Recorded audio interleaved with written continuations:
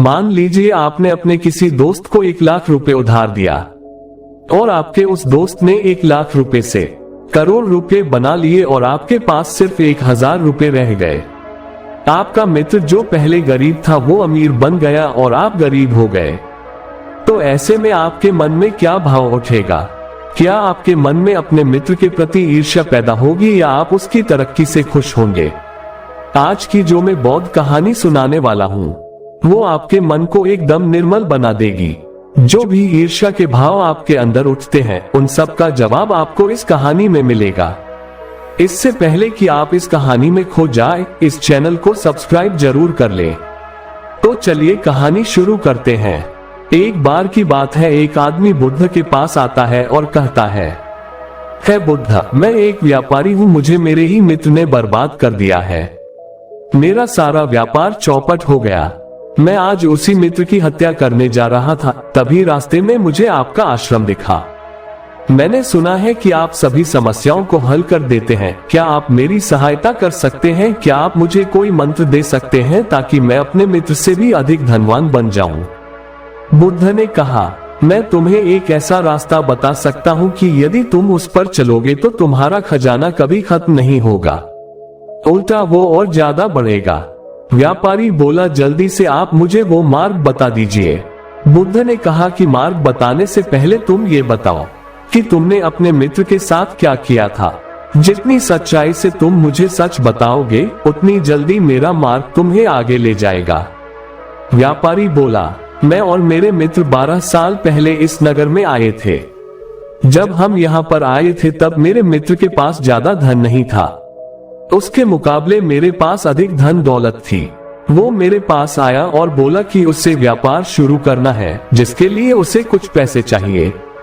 मैंने दोस्त होने के नाते उसकी सहायता कर दी और कुछ ही समय बाद वो मेरे जितना धनवान बन गया। उसका व्यापार बहुत आगे बढ़ा। मुझे भी बहुत खुशी हुई कि मेरा दोस्त आगे बढ़ रहा है और उसका जीवन भी अच्छा चल रहा है। लेकिन आने वाले कुछ सालों में उसका व्यापार और आगे बढ़ा और वो मुझसे भी ज्यादा अमीर बन गया। उसके पास बड़ा घर, बड़ा रथ, सब कुछ हो गया। मुझे ये देख ईर्ष्या होने लगी। मुझसे उसकी तरक्की बर्दाश्त नहीं हो रही थी। मैं नहीं चाहता था वो मुझसे अधिक पैसे वाला बने। जब भी वो अपने रथ पर मेरे घर आता था मेरे दिल में सुई चुभने लगती थी। मैंने तय कर लिया था कि उसे खुद से आगे नहीं बढ़ने दूंगा। इसीलिए मैंने उसके व्यापार में हानि पहुंचाने के लिए एक से एक षड्यंत्र रचा। यहाँ तक कि खुद का व्यापार भी मैंने दांव पर लगा दिया, जिससे उसे थोड़ा बहुत नुकसान हुआ, लेकिन मुझे ये ज्यादा नुकसान हुआ। मेरा व्यापार नष्ट हो गया और मैं कर्जदार हो गया। मेरे बीवी बच्चे रास्ते पर आ गए। ये सुनकर बुद्ध ने कहा, क्या तुमने अपने मित्र के साथ सही किया? व्यापारी बोला, मैंने उसके बुरे समय में उसे धन दिया, उसकी सहायता की, तो मैंने तो उसके साथ कहा बुरा किया। जब मेरा बुरा समय आया तब वो मेरी मदद कर सकता था। वो चाहता तो मेरा साथ दे सकता था, मुझे भी अपने साथ शामिल कर सकता था, लेकिन उसने सिर्फ अपने बारे में सोचा। वो भूल गया कि मेरे ही दिए पैसों से वो आगे बढ़ रहा है। बुद्ध ने कहा, जब वो आगे बढ़ रहा था क्या तब तुमने उन्नति नहीं की? वो आदमी बोला, मेरे व्यापार में भी उन्नति हुई, लेकिन मेरे मित्र जितनी नहीं हुई। बुद्ध ने कहा, आखिर तुम्हें किस चीज की कमी थी? वो आदमी बोला, मुझे किसी चीज की कमी नहीं थी, मैं बस चाहता नहीं था कि मेरा मित्र मुझसे आगे बढ़े और अधिक धनवान बने। बुद्ध ने कहा कि क्यों? क्या इस दुनिया में तुम्हारे मित्र से अधिक धनवान कोई भी नहीं है? वो आदमी बोला, हाँ है, मेरे मित्र से भी अधिक धनवान व्यापारी यहाँ पर है। ये सुनकर बुद्ध ने कहा, फिर क्यों तुम अपने मित्र से ही अधिक अनुमान बनना चाहते हो? जो दूसरे व्यापारी इस दुनिया में उससे भी अधिक धनवान है, उनसे अधिक धनवान क्यों नहीं बनना चाहते हो? दरअसल हम हमारे से नीचे किसी भी आदमी को जो हमारे दया का पात्र है उसे आगे बढ़ता नहीं देखना चाहते हैं। हम चाहते हैं कि वो हमेशा हमारी दया का पात्र ही बना रहे, और जब वो हमसे आगे निकल जाता है तो हम अपने चेहरे पर मुखौटा लगाकर उन्हें दिखा तो देते हैं कि हम उनकी कामयाबी से खुश हैं, लेकिन ऐसा होता नहीं है। हम अंदर ही अंदर जलने लगते हैं कि वो हमसे आगे कैसे बढ़ गया। खास करके तब जब उसे आगे बढ़ने का रास्ता हमने दिखाया होता है और वो कुछ समय बाद हमसे भी आगे निकल जाता है। हमें ये खटकने लगता है कि जिसे हम दया दिखाते थे वो आज हमें दया दिखने लगा है। उस पर भी वो आदमी आपकी दिखाई दया का गुणगान नहीं करता है, आपकी सहायता नहीं करता। तब आप उसे ये बताना चाहते हैं कि जो कुछ भी आज उसे मिल रहा है सब उसे हमारी दया दृष्टि से ही मिल रहा है।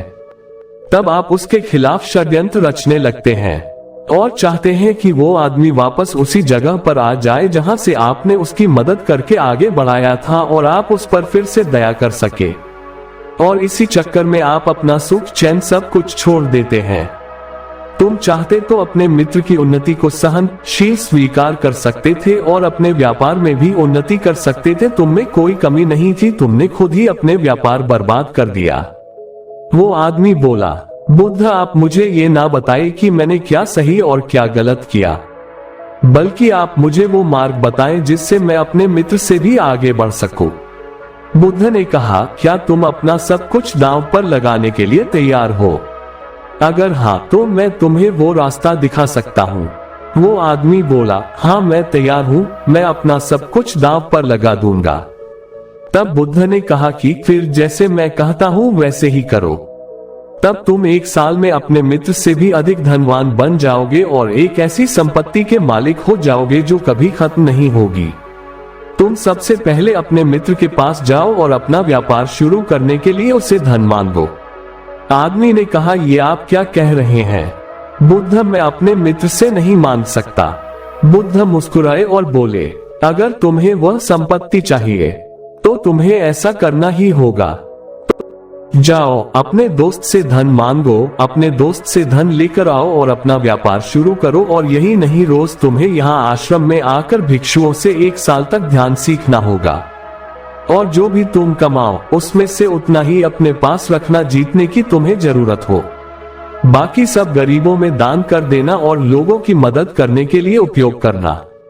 नशा मत करना, किसी की निंदा मत करना, अपना व्यापार पूरी ईमानदारी से करना, कोई षड्यंत्र मत करना। तुम 1 साल तक ऐसा ही करो, तब देखना तुम्हें वो खजाना मिल जाएगा और कभी खत्म नहीं होगा। उस आदमी ने बुद्ध की बात मान ली और उसने ऐसा ही किया और 1 साल के बाद बुद्ध के पास आया और उनके चरणों में गिरकर बोला, आप जिस संपत्ति की बात करते थे वो मुझे मिल गई है। बुद्ध ने कहा, क्या तुम्हारा व्यापार तुम्हारे मित्र से आगे बढ़ गया है? आदमी ने कहा, मेरा व्यापार तो बेहद छोटा सा है, लेकिन अब मैं उससे संतुष्ट हूँ। मैं इतना कमा लेता हूँ कि अपने बीवी बच्चों को अच्छा जीवन दे सकूं और मैं उसी से दूसरों की मदद भी कर देता हूं। मुझे अब समझ में आ गया है कि हम लोग अपना जीवन व्यर्थ में ही गंवा रहे हैं।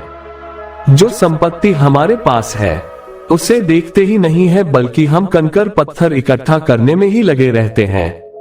इस बात को मैं पहले समझ नहीं पाता था, अब वो बात मुझे स्पष्ट समझ आने लगी है। मुझे अपने मित्र से ईर्ष्या शायद इसलिए हुई थी क्योंकि हम अपने सुख से सुखी नहीं होते, अपितु हम दूसरों के सुख से दुखी हो जाते हैं। ऐसा ही मैंने अपने मित्र के साथ किया और ऐसा हमारे मन के कारण होता है। और अब मैं अपने मन को समझ गया। अब मुझे हंसी आती है कि मैं किन छोटी छोटी बातों में उलझा हुआ था। अगर आप मेरे जीवन में नहीं होते बुद्ध, तो मैं ये कभी समझ नहीं पाता।